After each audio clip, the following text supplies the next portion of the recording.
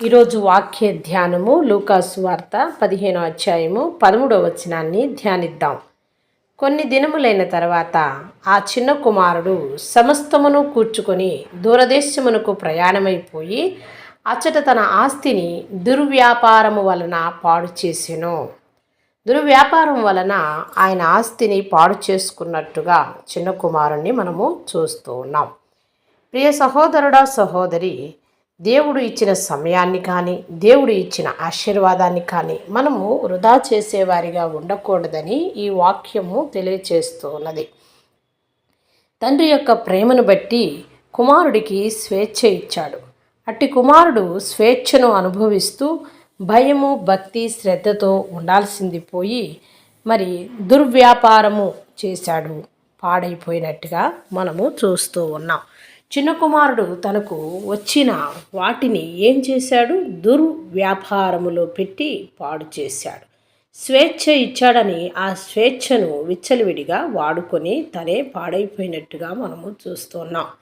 ఇది కేవలము భౌతికమైన విషయానికి గురించే కాదు, కానీ ఆత్మీయ జీవితం గురించి కూడా తెలియపరుస్తుంది. ఆస్తిని వృధా చేసుకున్నాడు. మరి అదేవిధంగా చూస్తే దేవుడిచ్చిన సమయాన్ని వృధా చేసుకున్నాడు, ఆరోగ్యాన్ని వృధా చేసుకున్నాడు.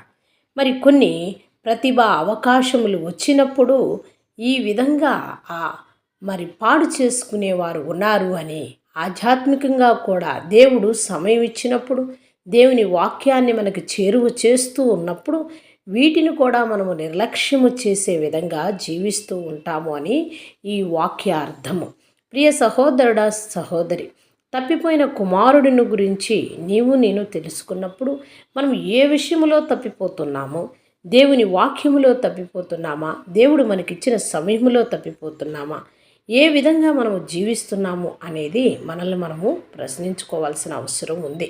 ప్రియ సహోదరుడా, సహోదరి, కుమారుడు దూరమైనప్పుడు తండ్రి మరి కుమారుని కోసం మరి ఎదురు చూస్తూ ఉండవచ్చు. కానీ మరి అదేవిధంగా ఈరోజు ఆధ్యాత్మిక జీవితంలో కూడా దూరం అయిపోతున్న వారిని దేవుడు చూస్తూ ఎప్పుడు నా కుమారుడు, ఎప్పుడు నా కుమార్తె సరైన మార్గంలోనికి వచ్చి నా ఎద్దుకు వస్తారు అని ఎదురు చూస్తూ ఉన్నాడు.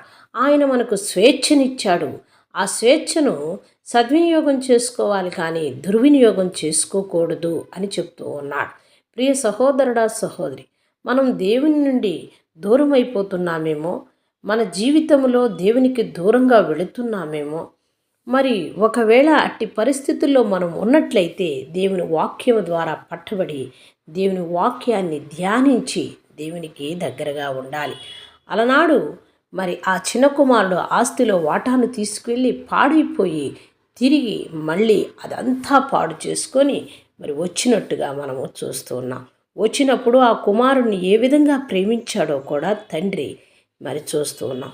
ఈ లోకంలో ఉన్న తండ్రే అంత ఆప్యాయముగా స్వేచ్ఛనిచ్చి ఆస్తినిచ్చి వెళ్ళిపోయిన తర్వాత కూడా మళ్ళీ తిరిగి అన్నిటినీ పోగొట్టుకుని వస్తే ప్రేమించలేదా?